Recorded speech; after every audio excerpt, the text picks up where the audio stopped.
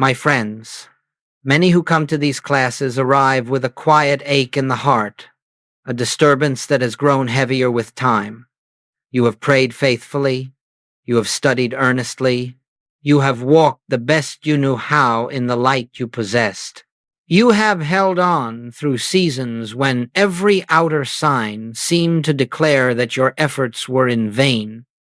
And still, after all this faithfulness, the outer picture of your life appears unchanged. The condition persists, the difficulty remains, the relationship still aches, the finances do not shift, and somewhere deep within you rises the painful question, why, after so much seeking, has nothing moved? You may not speak this aloud, for sincere spiritual students often feel they should not admit such discouragement. Yet the question lives within the heart. Is God listening? Have I done something wrong? Why does heaven seem to remain silent? And with this question often comes a sense of fatigue, a sense that perhaps the path is not working, or that one must try harder, push further, pray longer. But I want you to hear this with all the stillness and sincerity of your soul. What you interpret as nothing happening may, in truth, be the very period in which the most sacred work is taking place within your consciousness. For you see, spiritual progress does not begin with outward improvement. It does not start with changed conditions, altered bodies, or rearranged circumstances. Spiritual unfoldment begins where the world cannot see within the depths of your awareness, where the divine presence is quietly, but powerfully, breaking through layers of fear, doubt, and separation. And it is often in the very moments when your outer life appears motionless that the inner life is being most deeply transformed. The world judges progress by results. Spirit measures progress by receptivity. You have not been abandoned. You have not failed. You have not been overlooked by God. You are, in truth, standing at the threshold of one of the most important revelations a spiritual seeker can receive. That transformation begins within consciousness long before it is witnessed in form. This period of seeming stillness is not a punishment, nor a sign of divine neglect. It is the quiet preparation of the soul being ready to behold what has always been true, that the kingdom of heaven is not a distant reward, but the very essence of your being, awaiting recognition. And so, as we move forward in this class, let us set aside the notion that your faithfulness has been wasted. Let us release the idea that results must appear according to the calendar of human expectation. Instead, let us gently open ourselves to the possibility that God has been working all along, but in a realm deeper than appearances, guiding you from within, preparing you for a transformation that does not begin in the outer world, but in the secret place of your own consciousness. Now let us look together at the very root of the discouragement that so many earnest seekers experience, for there is a misunderstanding, subtle, almost invisible, that lies beneath the sense of disappointment on the spiritual path. Most of us have been conditioned to associate faithfulness with reward, devotion with results, prayer with the expectation of change in the outer world. We have been taught, often unconsciously, to treat God as a kind of celestial responder, one who rearranges the circumstances of human life in response to our spiritual effort. And when those outward circumstances remain unchanged, the mind immediately concludes that something has gone wrong.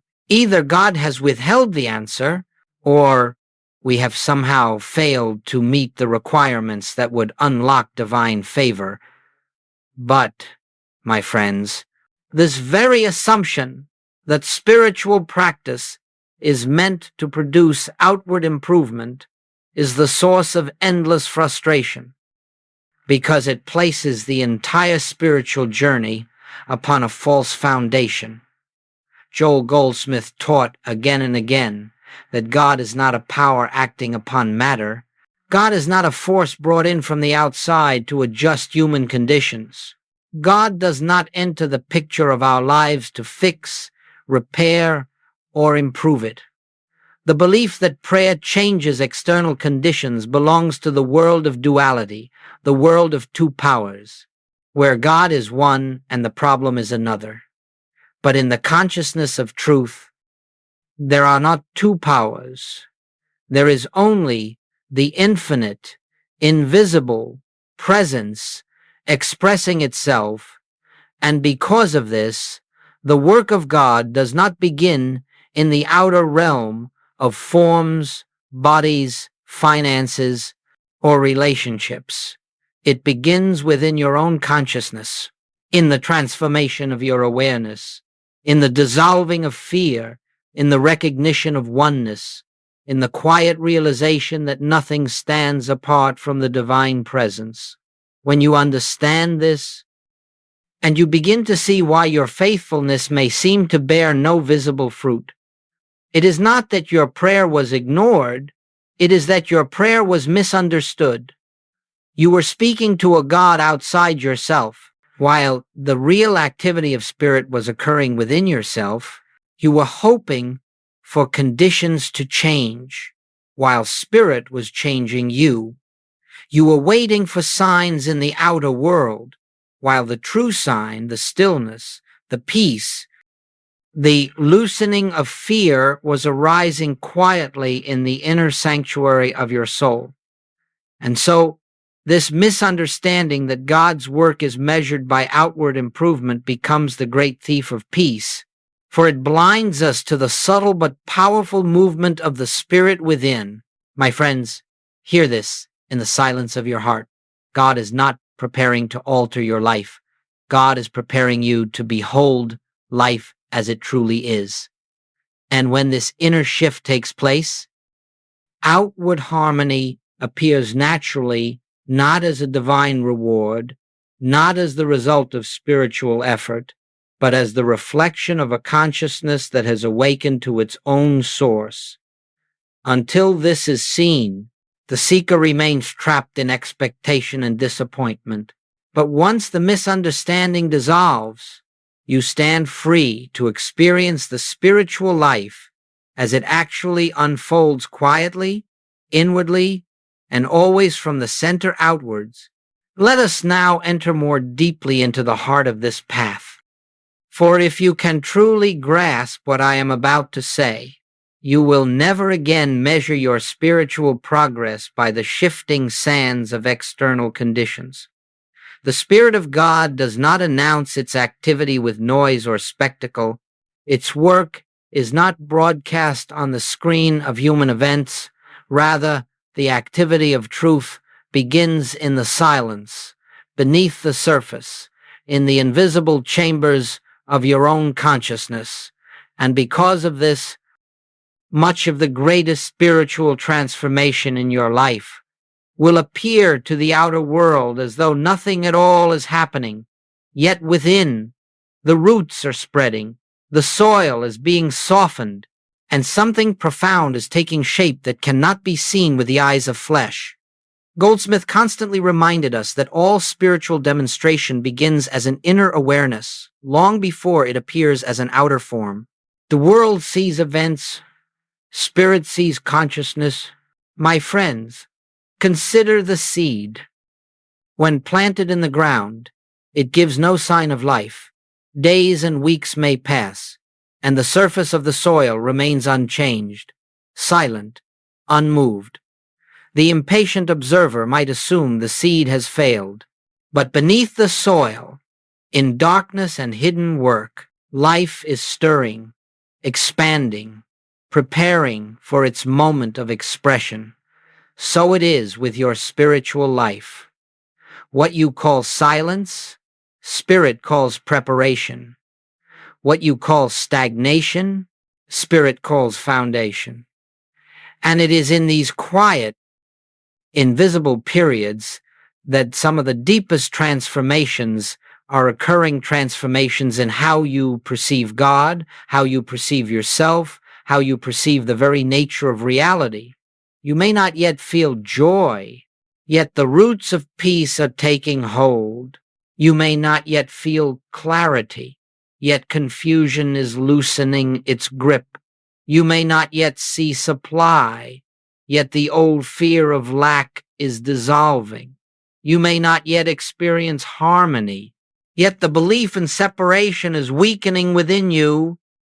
The external picture may not have changed, but you are changing, and this inner shift is the only true measure of spiritual progress. For once your consciousness is transformed, the outer world has no choice but to reflect the change. Spirit works from within to without, never from without to within.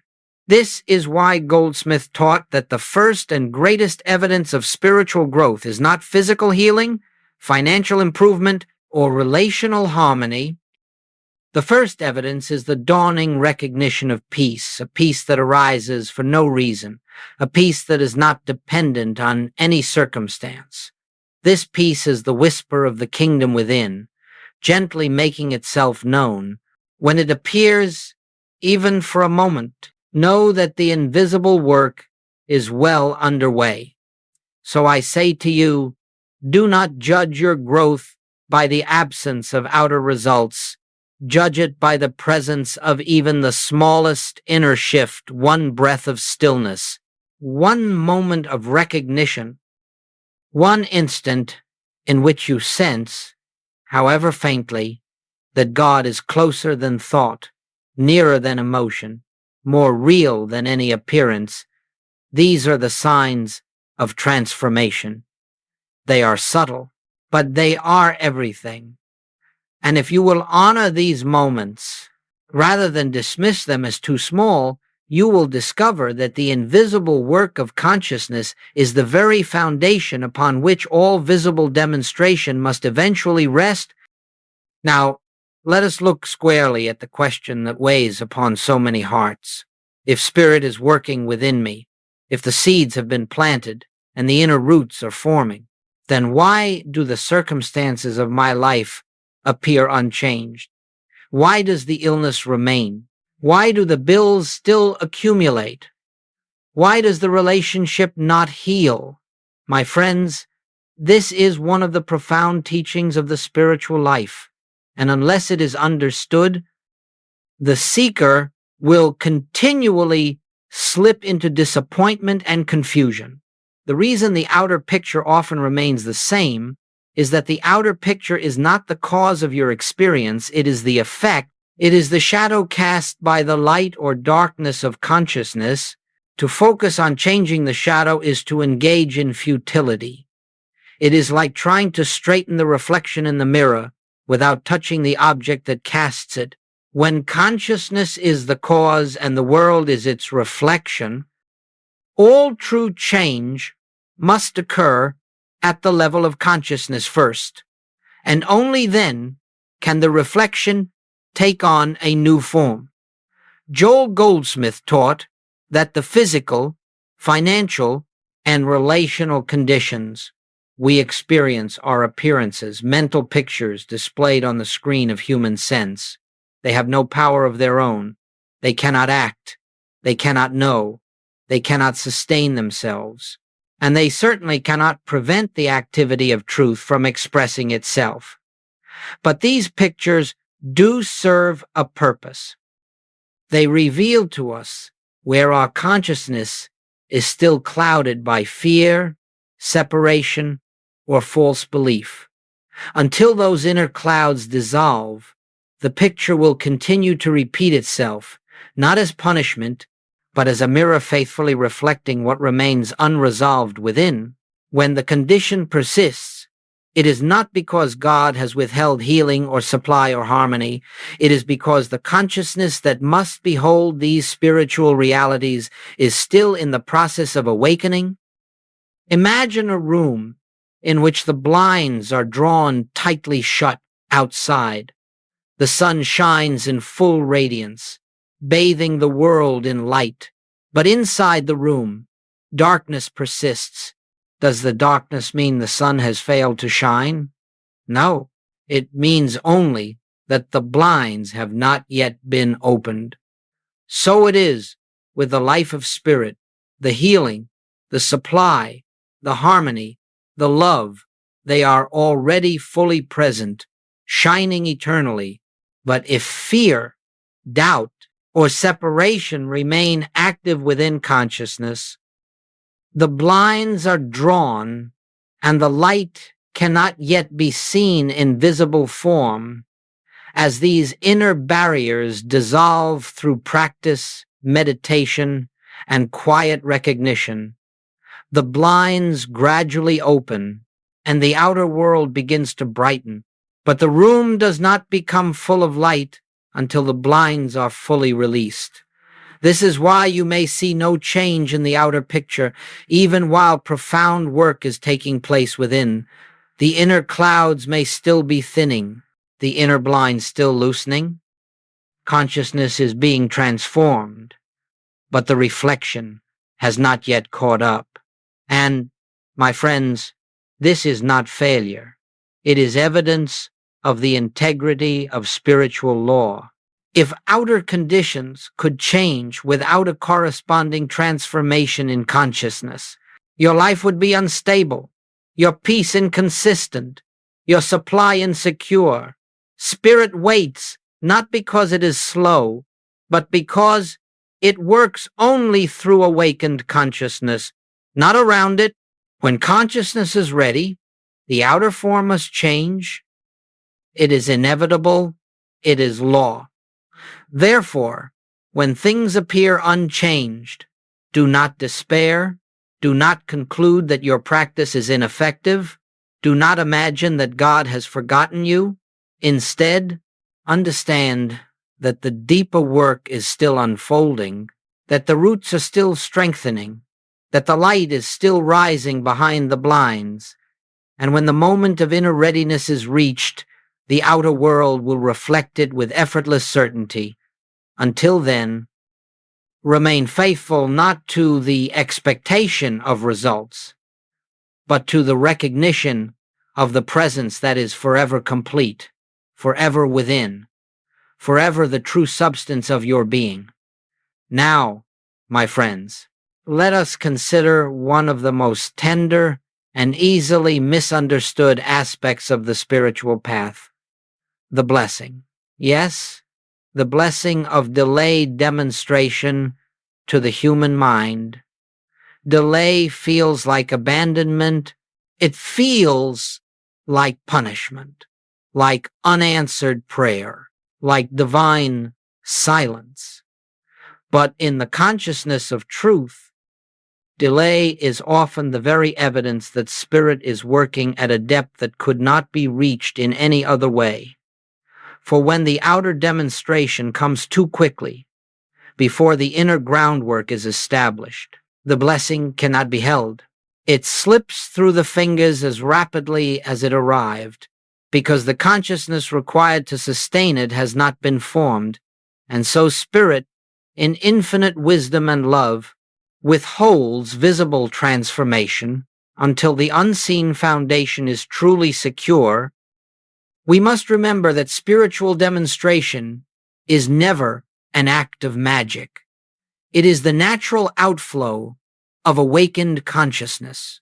When healing appears, it is not because God suddenly intervened, but because the fear that obscured wholeness dissolved. When supply appears, it is not because God suddenly provided, but because the sense of limitation that blocked the flow has been released.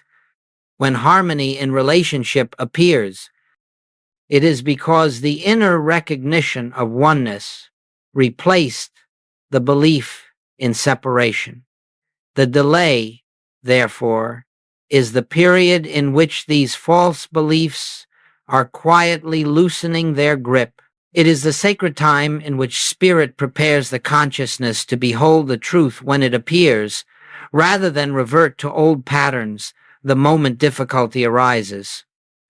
And so, what feels like delay is often protection. Spirit does not thrust upon you an outer condition that your present consciousness cannot yet sustain. Spirit does not bring forth demonstration while your dependence is still upon the external picture rather than the inner presence. Spirit waits lovingly, patiently, until the transformation is complete enough that the outer form can come as a reflection, not as a crutch. This waiting is not inactivity, it is the slow, steady dissolving of fear, the purification of motive, the calming of anxious desire, the deepening of trust. These are not small things. These are the very building blocks of spiritual maturity.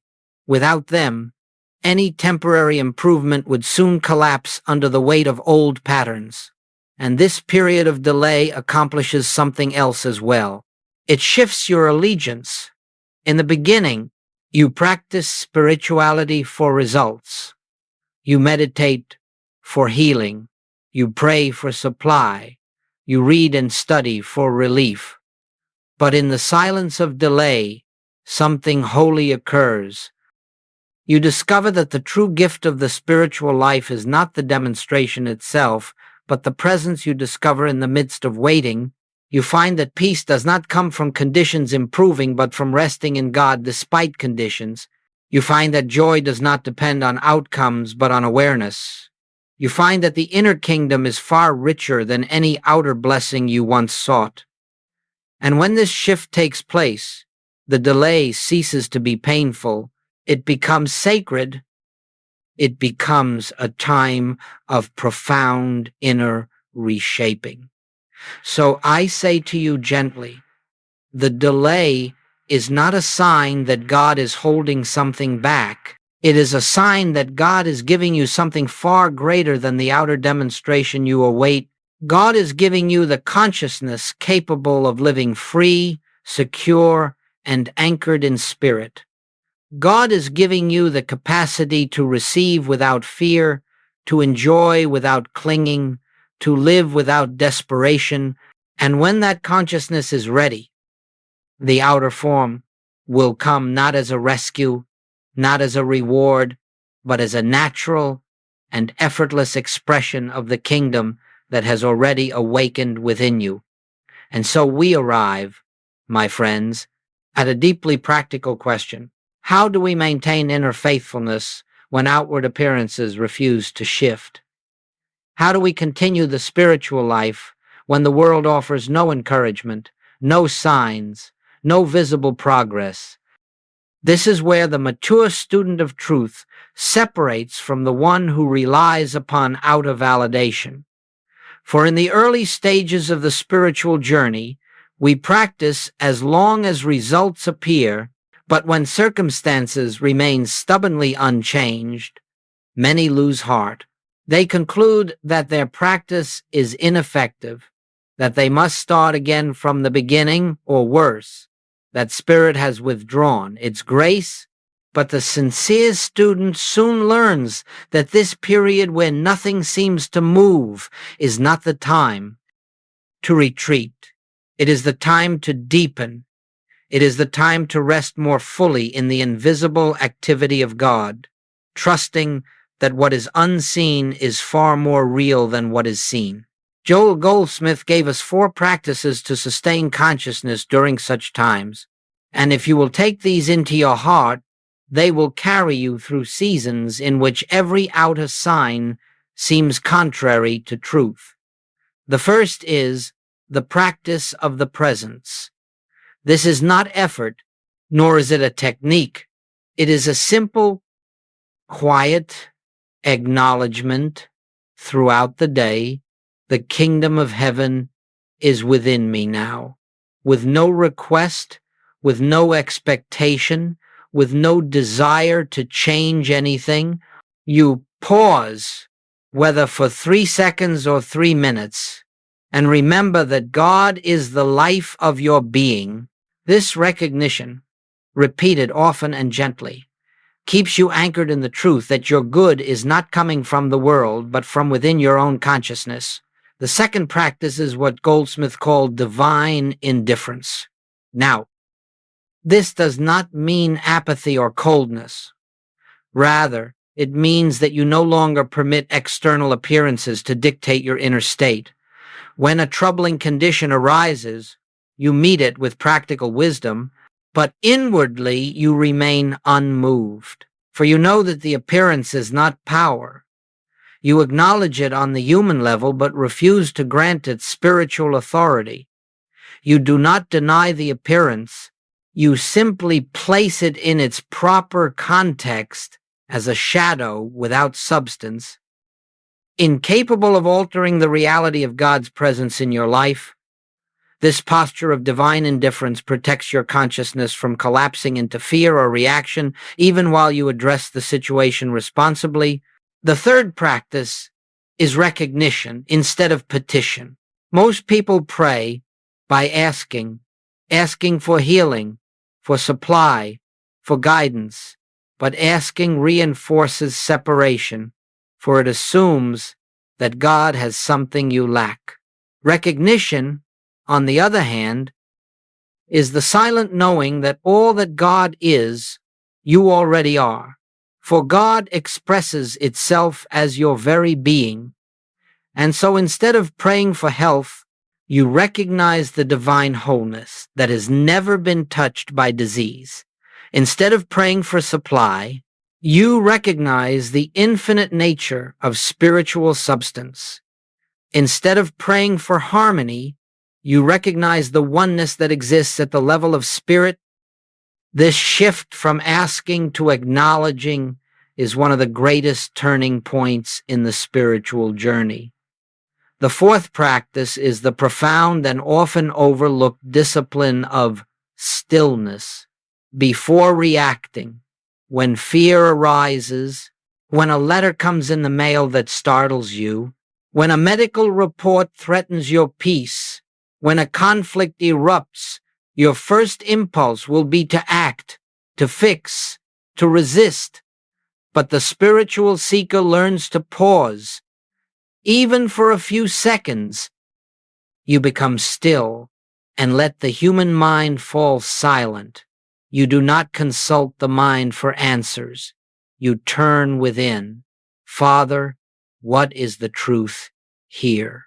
And in that brief opening, the presence reveals something the mind could never find. A calmness enters, a clarity emerges.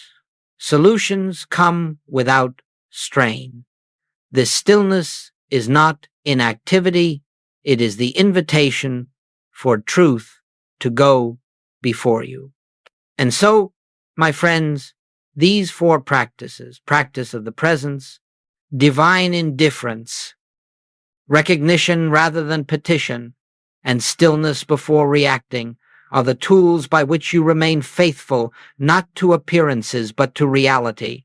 They sustain you when results are not yet visible. They nourish the inner work that must precede outer change.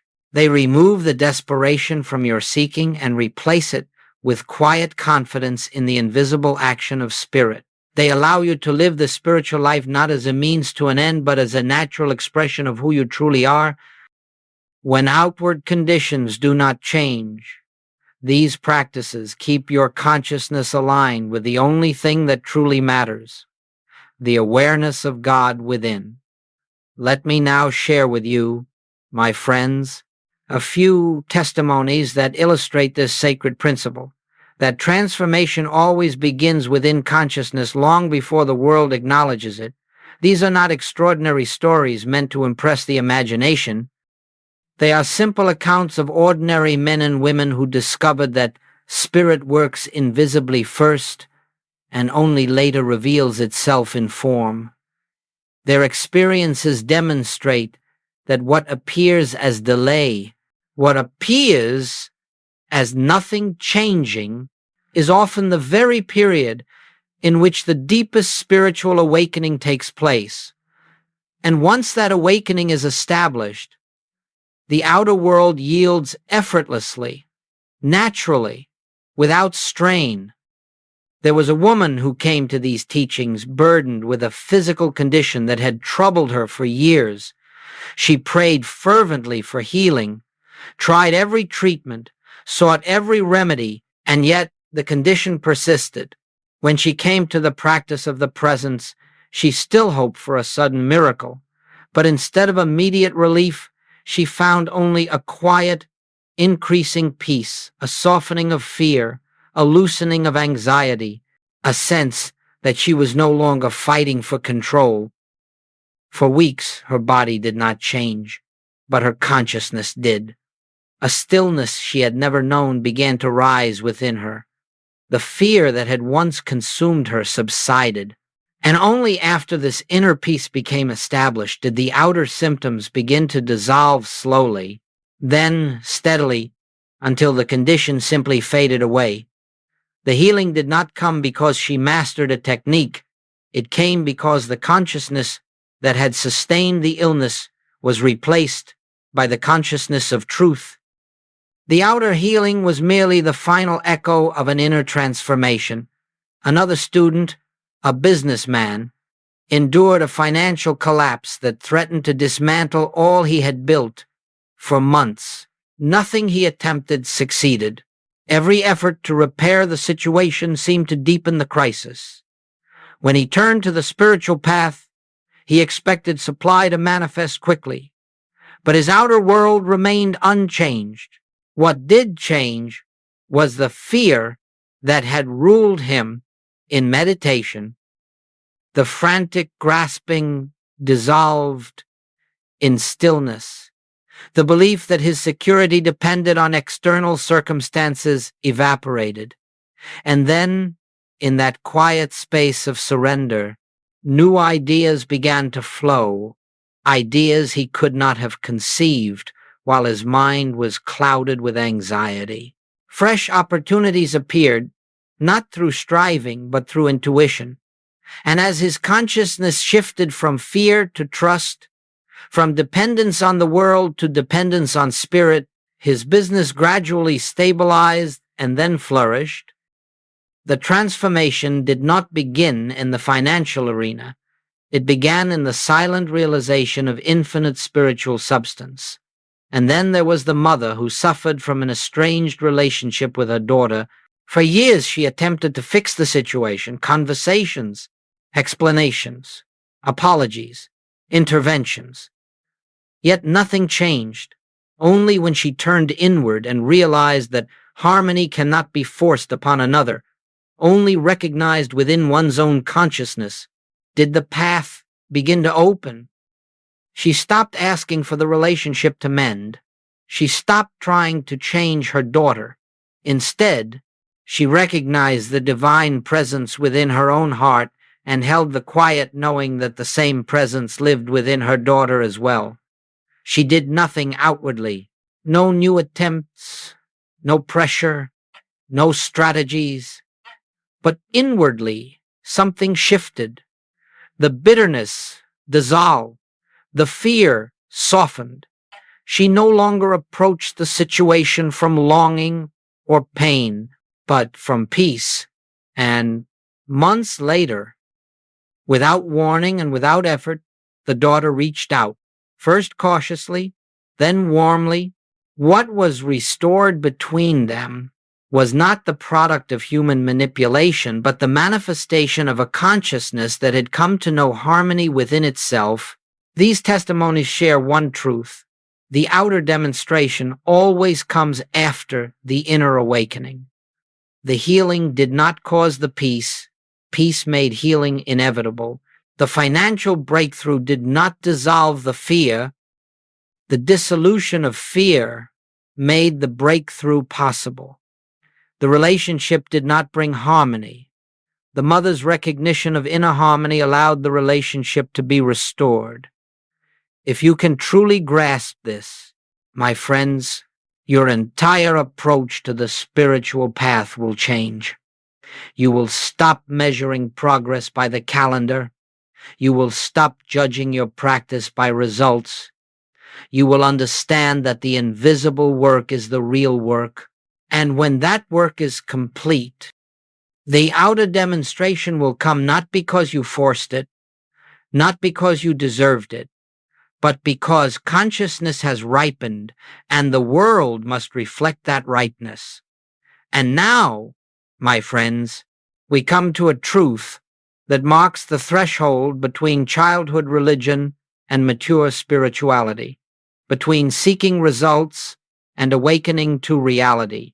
It is the understanding that true faithfulness has nothing to do with bargaining, pleading, or performing in hopes of a reward.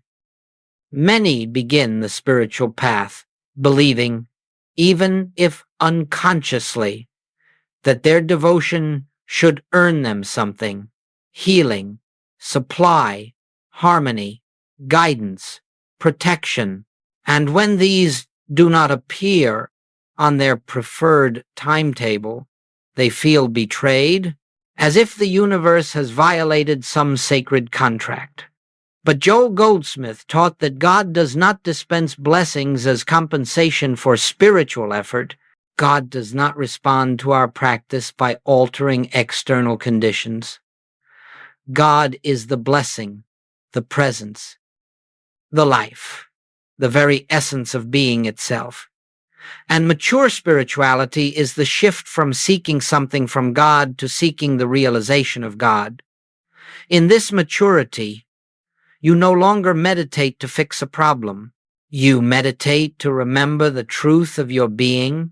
You no longer practice the presence to attract supply. You practice because the presence is already your sufficiency. You no longer pray for harmony in relationships. You pray because the recognition of oneness is your natural state. You no longer turn within to escape pain. You turn within because that is where reality is. And in this shift, the entire premise of your spiritual life transforms. You stop using spirit as a means to an end, and you allow spirit to be the end itself. You stop measuring your progress by how quickly outer conditions improve, and begin measuring it by the increasing depth of peace, the stability of your inner stillness, the gentleness with which you meet difficulties, the absence of fear even in the presence of uncertainty. This is spiritual adulthood, the stage where you cease trying to manipulate appearances, cease running after demonstrations, cease attempting to bend the world to your spiritual understanding. Instead, you rest in the quiet recognition that God is already present, already complete, already expressing itself as the life you live. You realize that your work is not to change the world, but to behold it through the eyes of awakened consciousness. And when this shift takes place, something miraculous yet entirely natural begins to happen. Outer harmony appears without effort. Supply flows without fear. Relationships heal without manipulation. Solutions emerge without strain. But now these are not signs that your practice worked. They are the fruits of a consciousness that is no longer seeking outward improvement, but resting in inward truth. Mature spirituality means that you are faithful to the practice, not because it produces results, but because it reveals God. You remain faithful through silence, through delay, through darkness, through confusion, not because you hope that persistence will earn you relief, but because you have discovered that life without the awareness of God is no life at all. And in that discovery, you find an inner freedom so profound that the conditions of the outer world lose their power to terrify you. The ups and downs of experience no longer shake you. The shifting shadows of human existence no longer tempt you into fear or desperation. You begin to walk the world as one who knows that the kingdom of heaven is within, that God is the life of your being, that nothing can separate you from the infinite except your own forgetfulness. It is here, in this maturity, that the true peace of the spiritual life dawns, a peace that does not depend on circumstances, a peace that does not rise and fall with the tides of fortune, a peace that cannot be taken away because it is not given by the world. This peace is the sign of awakening. And once this peace is established, the soul no longer bargains with God, no longer pleads for signs, no longer seeks external guarantees. It simply rests quietly, steadily, trustingly in the truth that has always been the truth. It has finally allowed itself to remember. And so, my friends, as we bring this class to a close, let us return to the central assurance that underlies everything we have explored together. Your faith has not been wasted. Not a single moment of turning within has been lost. Not one prayer, not one breath of recognition, not one attempt to rest in spirit has been in vain. Even when the outer world remained unmoved, something within you was being reshaped, refined, and awakened. You may have believed that nothing was happening, but spirit was quietly deepening your roots, clearing old fears, dissolving ancient patterns, and preparing your consciousness to behold the truth you were not yet able to receive. What you call delay was often divine protection. What you call silence was the still, gentle activity of God. What you call nothing changing was the very foundation of change, being laid within the hidden temple of your awareness. You must understand that the spiritual path is never a journey of earning God's favor or proving your devotion. It is always and only a journey of awakening to what has already been true from the beginning.